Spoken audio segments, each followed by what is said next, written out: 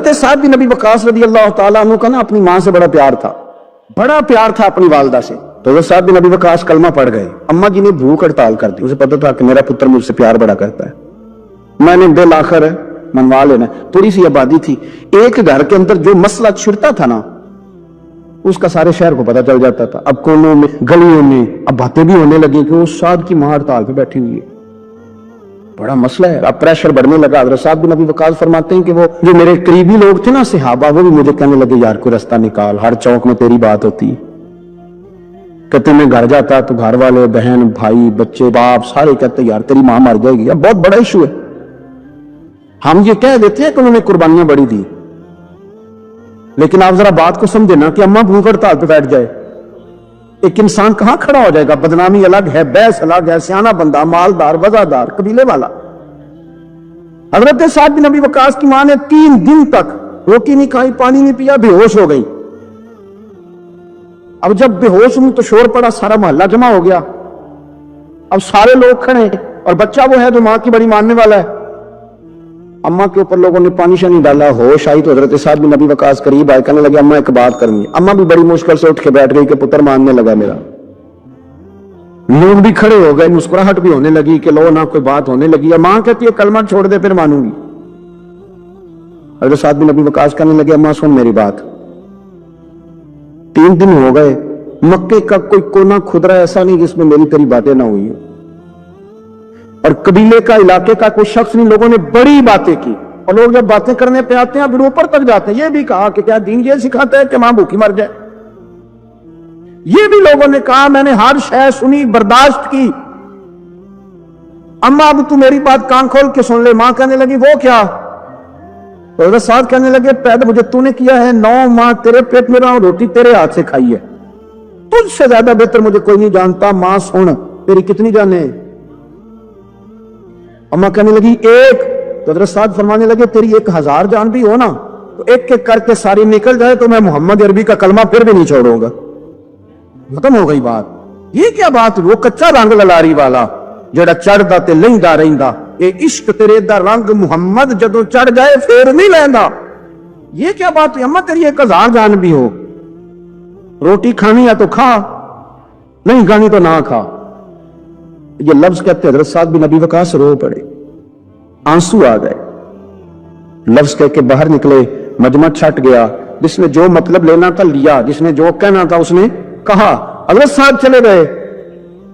شام کو گھر آئے تو اماں روٹی کھا رہی تھی. تو حضرت سعد فرماتے ہیں کہ محلے کی بیوی کہنے لگی روٹی کیوں کھا رہی ہو؟ تو ماں رو پڑی, کہنے لگی پتر میرا ہے, میں نے پیدا کیا ہے, میرے پتر نے کبھی ضد نہیں کی, اس کے دل میں کچھ ہے اتر گئی ہے.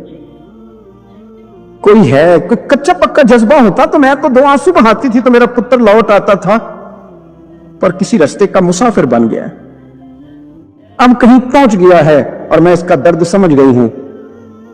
جہاں گیا ہے اب وہاں سے یہ لوٹ سکتا. آپ سمجھے اتنا تگڑا ایمان جن لوگوں کا, ان کے بارے میں لوگ ڈسکس کریں گے.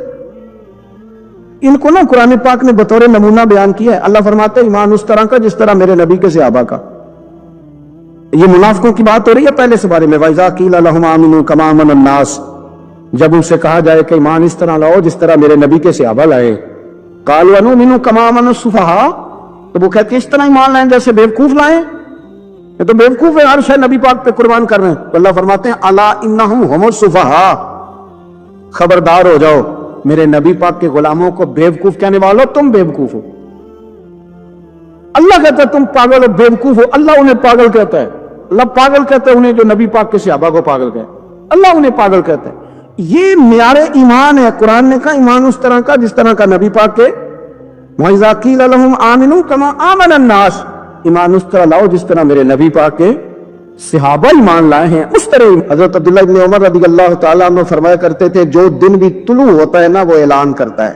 وہ اعلان کرتا ہے اور کہتا ہے بھئی اگر کوئی کام کرنا ہے تو کر لو, میں آج آیا ہوں, آج کے بعد میں دوبارہ نہیں آؤں گا. قیمتی ہیرے ہیں زندگی کے لمحے, ان کو ضائع نہ کریں. بس کر دیں بڑا ہو گیا سوشل میڈیا, اور بس کر دیں بڑی ہو گئی خبریں, اور بس کر دیں بڑے ہو گئے فضول تبصرے, اور بس کر دیں. امام مسلم رحمۃ اللہ تعالیٰ علیہ جنہوں نے مسلم شریف لکھی ہے, امام صاحب کا وصال زیادہ کھجورے کھانے سے ہوا تھا. ایک حدیث تلاش کرنی تھی تو کھجوروں کا ٹوکرا پاس رکھ لیا تو کتابیں بھی ٹٹولتے رہے اور کھجوریں بھی کھاتے رہے. صبح حدیث بھی مل گئی اور ٹوکرا بھی خالی ہو گیا, اور کھجوریں اتنی زیادہ کھا لی تھی کہ وصال کر گئے. کسی نے ان سے کہا کہ روٹی نہیں آپ کھاتے, زیادہ کھجوریں کیوں کھاتے ہیں؟ تو آپ فرماتے ہیں میرا کام ہے حدیث تلاش کرنا, میرا کام ہے حدیث کی سند پر بات کرنا, مسلمانوں کو صحیح اسناد کے ساتھ ان کے پیارے نبی صلی اللہ علیہ وسلم کی خوبصورت باتیں ان تک پہنچانا.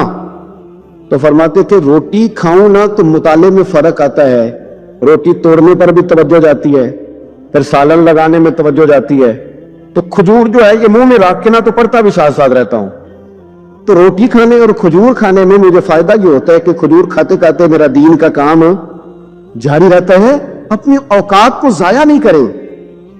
آپ وہ کتابیں جو ہمارے بزرگ لکھ گئے وہ ہم سے ساری پڑھی نہیں جا سکتی, ان کے وقت میں برکت تھی, ہم نے بڑا ٹائم ضائع کر لیا ہے, اس کو ضائع نہ کرو. ایک تو کوئی چیز فضول نہیں, اپنے اوقات کو بچائیں, جو ٹائم بچ جائے وہ ذکر الہی میں لگا دے, تلاوت قرآن میں لگا دے, اللہ کی عبادت میں لگائیں. پڑھنے اور لکھنے میں وقت کو آپ یقین کریں بہت سارے لوگ ہیں فارغ ہیں, کبھی کبھی بڑا اہم اور ضروری کام کرنا ہوتا ہے تو بعض دوست ملنے کے لیے آ جاتے ہیں. اب ایک ریسرچ جاری ہے, میں ایک تفسیر کو دیکھ رہا ہوں, مجھے ایک بڑا اہم کام کرنا ہے, ایک دوست ملنے کے لیے آیا ہے اور اس سے پوچھا صاحب آپ کیسے ہیں؟ تو کہنے لگا میں فارغ تھا تو میں نے کہا چلو پیر صاحب کے پاس چلتا ہوں.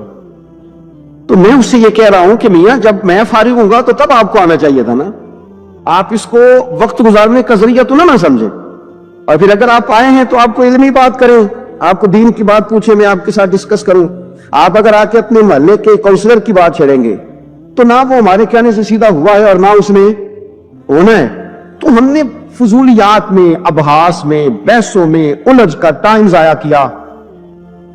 پلٹ کے دیکھو زندگی میں کتنا وقت ضائع ہوا ہے. یہ کبھی دوبارہ ہمارے ہاتھ یہ کبھی ہاتھ نہیں آئے. میرے نبی پاک علیہ السلام نے فرمایا جنتی کبھی افسوس نہیں کریں گے, اور اس بات پر جنتی بھی افسوس کریں گے کہ یار وہ 4 لمحے ضائع کیوں ہو گئے. حضرت عبداللہ ابن عمر گزر رہے تھے تو ایک قبر پر نظر پڑی آپ کی, تو آپ نیچے اتر آئے گھوڑے سے, وہ تھوڑا سا سائڈ پہ مصلی بچھایا اور 2 رکعت نماز ادا کی. پھر سفر شروع ہوا تو آپ کے خادم جو ساتھ تھے وہ عرض کرنے لگے حضور آپ کی اس بات کی سمجھ کوئی نہیں آئی کہ آپ نے گھوڑے سے اترے اور صرف 2 رکعتیں پڑھی اور چل دیے. تو آپ فرمانے لگے کہ میں جب گزر رہا تھا تو میرے دل میں خیال آیا کہ یہ جو قبر میں لیٹا ہوا ہے نا, یہ تو ترس گیا ہوگا کہ مجھے 2 رکعتوں کا وقت ہی مل جائے. حضرت عبداللہ ابن عمر کہتے ہیں میرے ذہن میں خیال آیا کہ قبر میں لیٹ کے ترس رہا ہوگا کہ مجھے 2 رکعتوں کا, لیکن یہاں تو لوگوں نے میرے بھائی 6 گھنٹے گردنیں تھک گئی موبائل پہ جھکی ہوئی, لیکن مغمل اور فضول اور کوئی معنی نہیں اور کوئی مقصود نہیں, اور اس نے یہ کہہ دیا تو اس نے وہ کر دیا, اور اس نے یہ آج کل جو بیماری چلی ہے نا, اس سے سب سے زیادہ نفسیاتی مریض وہ لوگ بن رہے ہیں جن کا تعلق موبائل اور خبروں سے زیادہ ہے. اور اگر میں کہہ دوں کہ 90% لوگوں کا تعلق ہے اس کے ساتھ تو میری بات غلط تو نہیں, کیونکہ ہر وقت ہم اسی کو دیکھتے رہتے ہیں, ادھر یہ ہو گیا, ادھر وہ ہو گیا, ادھر ایسے ہو گیا, تو وہ چیزیں ہماری نفسیات کو, گھروں کے اندر بیٹھے بہت سارے لوگ بیمار ہو گئے اور ذہنی مریض بن گئے. کیوں؟ اس لیے کہ انہوں نے اپنا دل نہ قرآن پاک میں لگایا, نہ تلاوت میں لگایا, نہ اذکار میں لگایا, نہ وظائف میں لگایا, نہ ہماری طبیعت ہے یہ کام کرنے, تو الٹا سیدھا سوچ ساچ کے تو ہم الجھ جاتے ہیں. یہ گھروں میں جھگڑے زیادہ کیوں ہوتے ہیں کہ بہو ذکر نہیں کرتی اللہ کا, ساس کے خلاف ہی سوچتی رہتی ہے, اور ساس ناراض نہ ہو, ساس و سسر جن کی عمر اب اتنی زیادہ ہو گئی ہے کہ اب اگلا سٹیج دنیا سے جانے کا ہی ہے, وہ بھی اتنی توجہ کرتے ہیں کہ یہ میرا بیٹا کیا آج شام کو مٹھائی کا ڈبہ لایا ہے کہ یہاں وہ بالٹے سیب لایا ہے. اگر ساری توجہ ادھر دینی تھی تو اس سے زیادہ بہتر نہیں تھا کہ مسئلے کو وقت دیتے. اتنی باریکی سے لوگوں کا خیال نہ رکھیں, اپنا خیال رکھیں. سارے لوگ ہی حکمت والے تھے, سارے لوگ ہی شانوں والے تھے. حضور کے ہر صحابی کی بڑی عظمت ہے. کیا شان ہے جناب صدیق اکبر کی, اور کیا مرتبے ہیں حضرت فاروق اعظم کی, اور کیا کمال ہے حضرت عثمان غنی کا.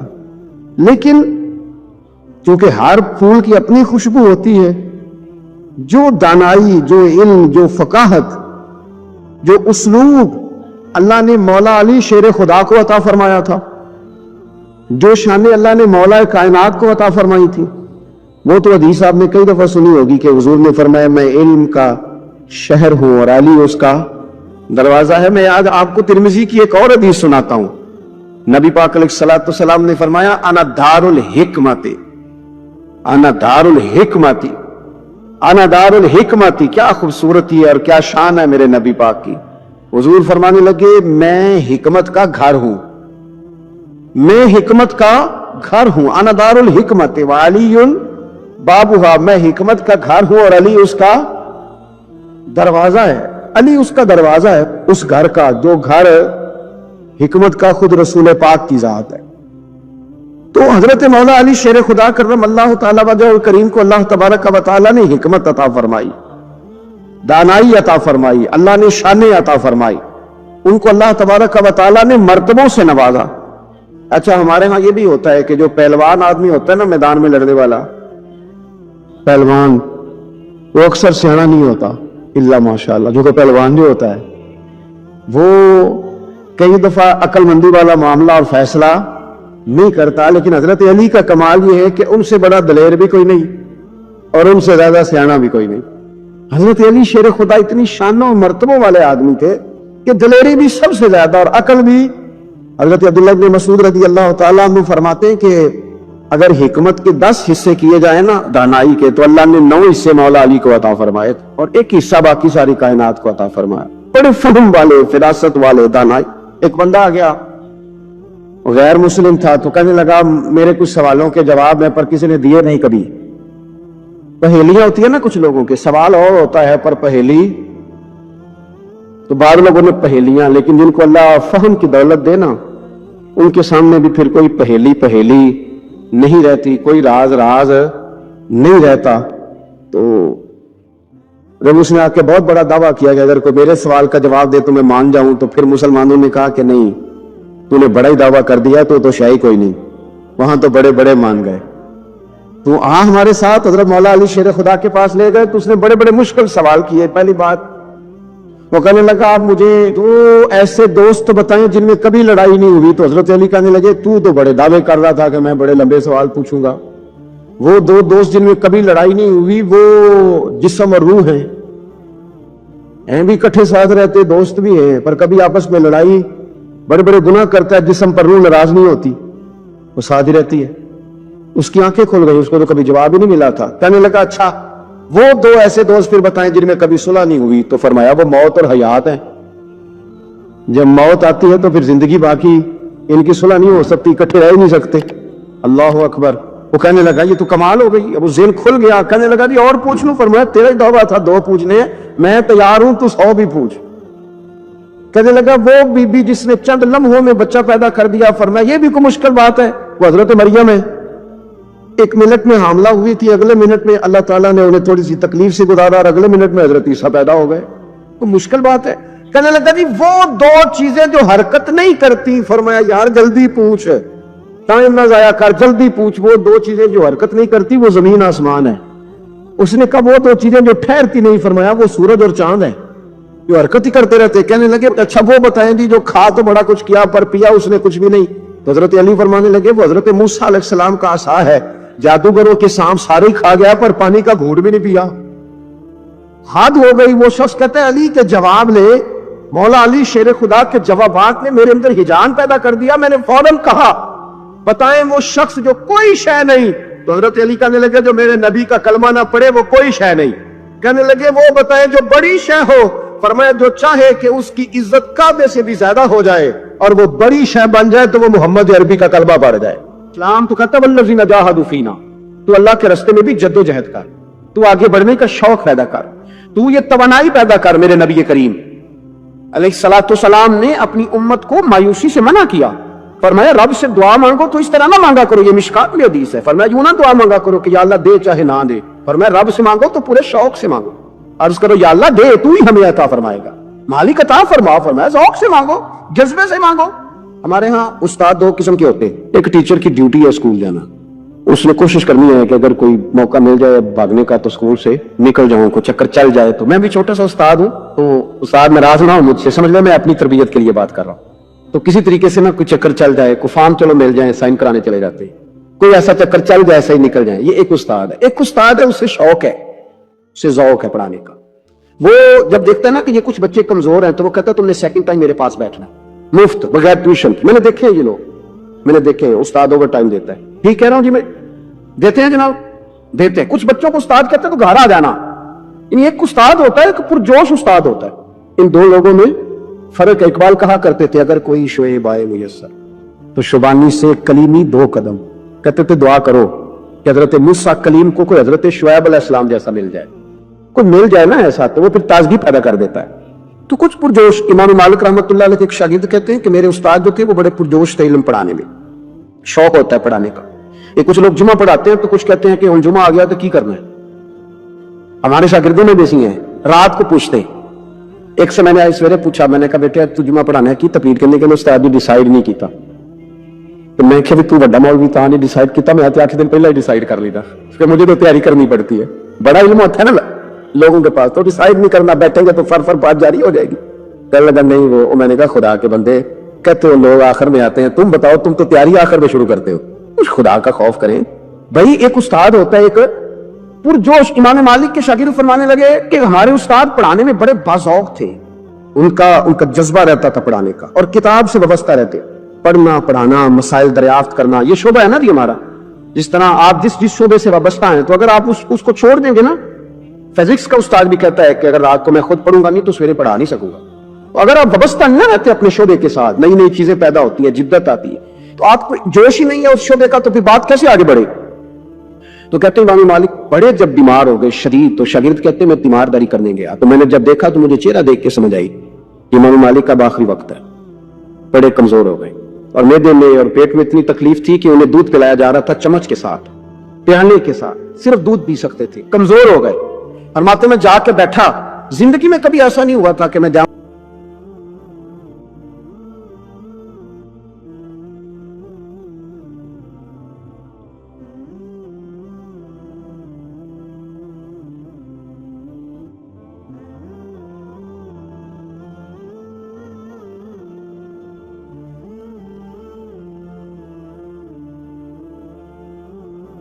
ہوا کہ میرے یہاں سے بہ گئے. میں نے کہا اس حال میں بھی استاد جی آپ کو دین کی فکر ہے. کہنے لگے یار ایک آدمی نے مسئلہ پوچھا ہے تو اس کو حل کر کے دینا ہے, یہ رسول اللہ کا دین ہے, علماء کی ذمہ داری ہے آسان کر کے لوگوں تک پہنچائے. ہر آدمی اس تک تو میں نے وہ دینا ہے, یہ میری وفا ہے اپنے مذہب کے ساتھ, آخری دم تک دینا. میں اپنی حیاتی تو قربان تھی وہاں, میری محمد تو کیندے گزر گئی. یہ کرنا ہے کام, لوگوں کو آسان کر کے دین پہنچانا. فرماتے ہیں کہ میں نے کہا استاد جی فرمائیں. کہنے لگے یار یہ حج کے موقع پر جو رمی جمار ہوتی ہے, جمرے کو شیطان کو کنکر مارے جاتے, پوچھنا یہ ہے کہ دونوں طرح سے سنت ہے, پیدل بھی مار سکتے ہیں سواری پہ بھی, تو یہ بتا کہ پیدل افضل ہے یا سواری پہ افضل ہے.